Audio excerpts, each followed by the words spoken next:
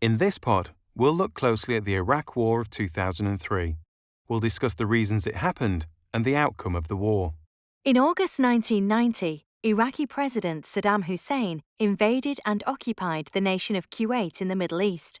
The US President at the time, George Bush Sr., rallied international support for a unified military intervention to liberate the small kingdom. This was successfully completed in 1991. There were concerns that Saddam was manufacturing weapons of mass destruction, such as chemical weapons, and playing a part in international terror attacks. So 12 years later, another US-led coalition pressed ahead with a full-scale invasion of Iraq. However, these allegations were later proven to be false. This huge international operation was successful in as far as Saddam and his government were removed from power. However, this rapid victory marked the start of an anti-coalition insurgency movement and several years of bitter fighting. This had a terrible effect on the civilian population. By 2010, coalition forces had completely withdrawn. We've used the word coalition a few times now. Just to clarify in case you're unsure, a coalition is a temporary partnership between different groups, countries, political parties, and so on. They are likely to all have a common goal. In the case of this US-led coalition, the combined goal of several different countries was to invade Iraq. The US-led coalition troops were successful in the war against Iraq in 2003, largely due to the significant advancement in weapons and communications technology. The first several weeks of engagement saw coalition jets using shock and awe tactics, which means displaying overwhelming force and power. They bombed strategic Iraqi targets, often with smart bombs and missiles. The follow-on invasion saw 200,000 ground troops move into Iraq, quickly destroying Iraqi positions and capturing cities and oil fields. The deployment of the latest weapons proved overwhelming for the Iraqi soldiers. Aircraft, helicopters, mobile artillery, and tanks were used to devastating effect. Advanced communications could effectively call upon assistance from jets in minutes. These aircraft carried artillery such as anti-tank missiles, rockets, bombs, and rotary cannons. The cannons could produce a rate of fire of 60 rounds per second and bombard enemy troops swiftly and effectively. Drones were used for reconnaissance, which is military observation or searching for useful military information. Satellites intercepted enemy transmissions and guided bombs to precise targets.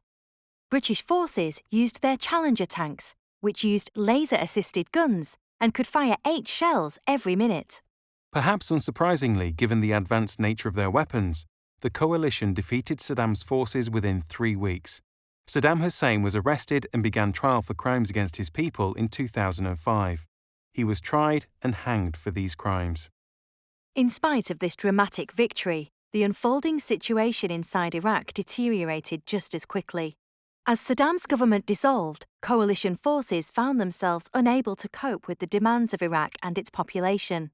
The country was suffering from a weak infrastructure and had been badly damaged by the war. Civilian anger soon turned on the occupying forces and a guerrilla insurgency commenced. Remember, guerrilla warfare is irregular and impromptu, making it difficult to predict. It's when a smaller and usually lesser equipped force takes on a numerically superior force with more advanced weaponry. Hidden in the cities amongst the local population, Iraqi guerrilla forces used hit-and-run tactics, suicide attacks, car bombs, and improvised explosive devices or IEDs to attack their enemy. The insurgency gathered pace and Iraq was plunged into turmoil. Thousands of casualties caused increasing opposition across the globe, especially in the USA and Britain. Public attitudes changed as uncensored war reporting showed the deteriorating situation, the plight of civilians and the challenges facing soldiers. Accounts of abuse by coalition forces added to the growing unpopularity of the conflict back home. It was reported that coalition forces used brutality and torture-like methods when interrogating some Iraqi hostages. Eventually, there was enough political pressure to force a gradual withdrawal. The Iraq War illustrated a number of things about modern warfare in the 21st century. Firstly, it highlighted the way that science and technology has revolutionized warfare since 1900. Additionally, it proved that insurgency and guerrilla warfare could be used effectively against overwhelmingly superior forces to gradually wear down their will to continue fighting. Finally, it showed the importance and support of the home front and public opinion. A campaign needs support and public backing if it is to achieve a long-term successful outcome.